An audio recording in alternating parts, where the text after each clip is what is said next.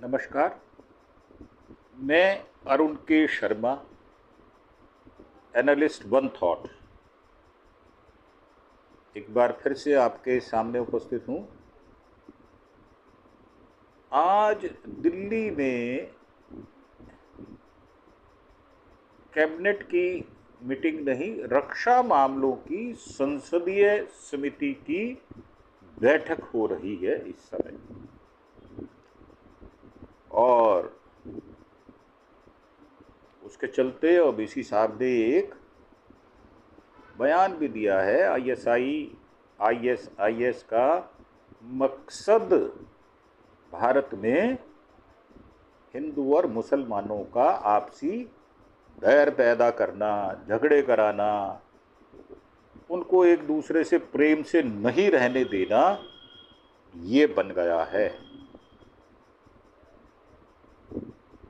और पाकिस्तान को उन्होंने कहा है कि FATF ग्रे लिस्ट में डाल देना चाहिए। अब ये कह रहे हैं पहलगाम को आज 22 तारीख से लेकर देखें तो आज 28 तारीख है, 6 दिन हो चुके। दिल्ली से लेकर श्रीनगर तक अफरा तफरी, हलचल, बेचैनी नजर आ रही है। देश के पीएम और रक्षा मंत्री, इन दोनों के बीच में पीएम आवास पर 40 मिनट मीटिंग हुई है और रक्षा मामलों की संसदीय स्थायी समिति की बैठक पार्लियामेंट एनेक्सी बिल्डिंग में हो रही है। इसमें LOP राहुल गांधी बुलाए गए हैं। जम्मू कश्मीर विधानसभा में भी आज स्पेशल सेशन, विशेष सत्र में पहलगाम में मारे गए टूरिस्टों को श्रद्धांजलि दी गई है। AIMI अध्यक्ष, हैदराबाद से सांसद असुद्दीन ओवैसी ने छत्रपति संभाजी नगर में पाकिस्तान पर निशाना साधा है। उन्होंने कहा है कि आतंकी हिंदू और मुसलमान के बीच में झगड़ा कराना चाहते हैं भारत के अंदर, और वो चाहते हैं कि यहाँ अनरेस्ट हो जाए। गैर मुस्लिम हमारे भाई बहनों का मारने का एजेंडा एक ही है, जो उन्होंने बताया। आतंकवादी चाहते हैं कोई गैर मुस्लिम कश्मीर में ना आ सके। 22 अप्रैल को पहलगाम में आतंकियों ने 26 लोगों की हत्या कर दी थी। तो साहब, ये बैन तो नहीं हो सकता। कश्मीर की ज़्यादातर लोग जो है पर्यटन करने जाते हैं, उनमें ज़्यादातर लोग 80% से ज़्यादा, 90% से ज़्यादा हिंदू लोग जाते हैं। और आप अगर उनको मार देंगे, आप उनके ऊपर अकारण उनकी हत्या कर देंगे, निहत्थे लोगों के ऊपर, तो ये हम चलने नहीं देंगे। ये ध्यान रखें। यही भावना को लेकर असुद्दीन ओवैसी साहब ने अपना बयान दिया है। और पहलगाम अटैक की रिपोर्टिंग को लेकर केंद्र ने 17 पाकिस्तानी जहर उगलने वाले YouTube चैनल्स को बैन कर दिया है। सरकार ने पहले भी चाइना के YouTube चैनल्स को बैन किया था, जब हमारे क्षेत्र में 20 भारतीय सेना के नौजवानों को मौत के घाट उतार दिया गया था, शहीद कर दिया गया था। अब क्रिकेटर हैं शोएब अख्तर, डॉन न्यूज़ है, समा टीवी है, जियो न्यूज़ है, ये सारे चैनल्स भारत और सुरक्षा एजेंसियों के खिलाफ झूठी, भ्रामक, वाहियात और ऐसी खबरें चला रहे हैं जिनका धरातल से कोई लेना देना नहीं है। केंद्र ने BBC को भी चेतावनी दी है। दरअसल पहलगाम की रिपोर्टिंग के दौरान BBC आतंकवादियों को उग्रवादी बता रहा था। सरकार ने यह कार्रवाई गृह मंत्रालय की सिफारिश के बाद की है। जम्मू कश्मीर पुलिस ने 15 ठिकानों पर रेड की है। रेड में उन आतंकवादियों के ठिकानों पर की जो पाकिस्तान के कब्जे वाले पीओके से ऑपरेट कर रहे थे। इनके लिंक पहलगाम अटैक से भी जुड़े हुए हैं। और पहलगाम हमले के बाद जम्मू कश्मीर की जो स्थिति है उसकी 4 फोटोज भी रिलीज की गई हैं। जो श्रीनगर डल झील पर अब सिक्योरिटी फोर्सेस को तैनात कर दिया गया है और ये कहा गया है कि अगर इस प्रकार की अगर कोई भी हरकत होगी तो उसको छोड़ा नहीं जाएगा। बहुत से राज्यों में विवादित पोस्ट भी की जा रही है।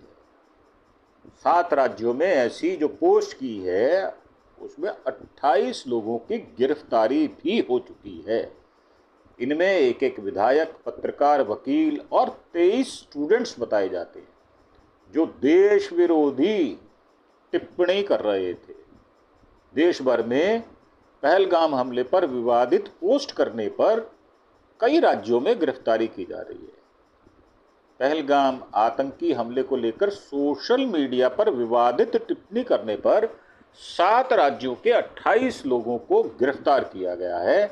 इन सभी गिरफ्तारियों में असम के विपक्षी पार्टी AIUDF के विधायक, एक पत्रकार, एक वकील, 2 रिटायर्ड टीचर, 23 स्टूडेंट शामिल हैं।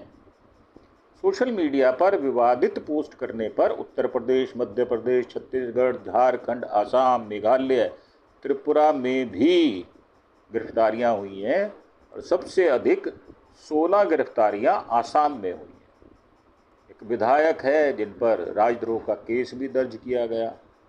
सोशल मीडिया पर कुछ अनाप शनाप बोल रहे होंगे जिसके चक्कर में ये किया गया। ये विधायक जो हैं अमीनुल्लाह इस्लाम, असम की विपक्षी पार्टी AIUDF से हैं और उन्होंने 2019 के पुलवामा हमले और 22 अप्रैल के पहलगाम हमले को सरकार की साजिश बताया था, मतलब भारतीय सरकार की, जबकि ये साजिश पाकिस्तान की सरकार की है।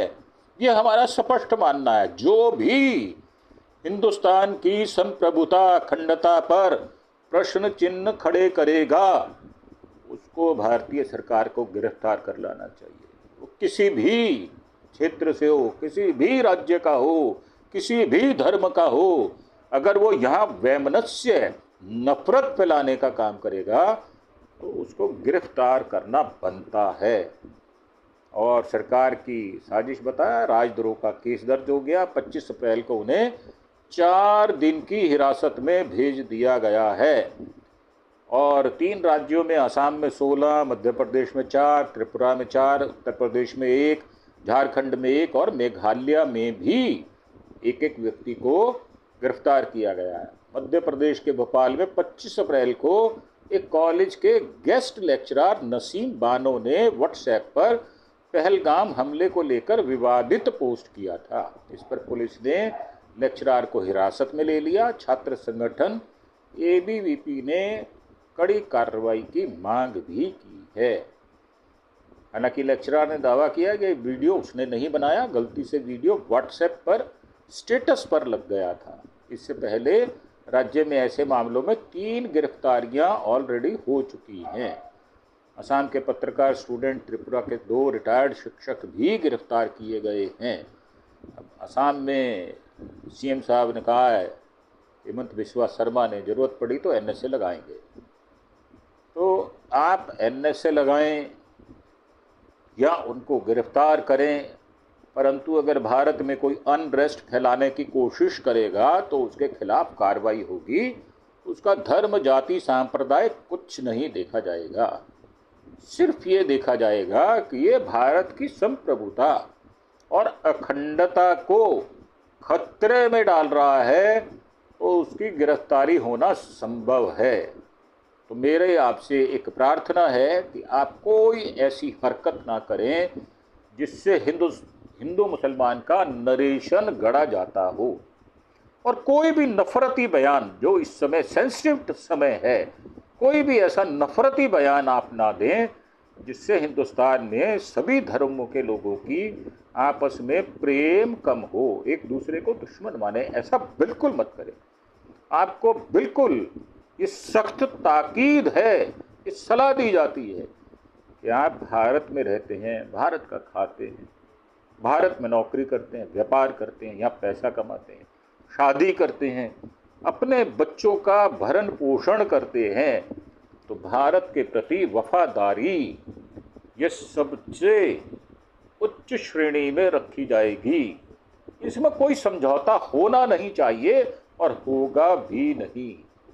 मेरा यह मानना है कि व्यक्ति को संतुलित होकर बात करनी चाहिए। अगर आप इस तरह की हरकत करते हैं तो बिल्कुल ये बात ठीक है कि आपको गिरफ्तार करने लायक सबूत मिल जाते हैं। आप ना तो पाकिस्तान की बड़ाई करें और ना ही उनके किसी कृत्य को आप परिभाषित करें। मेरा मानना है कि आप हिंदुस्तान में रहते हैं तो आप हिंदुस्तान की बात करें, भारत की बात करें।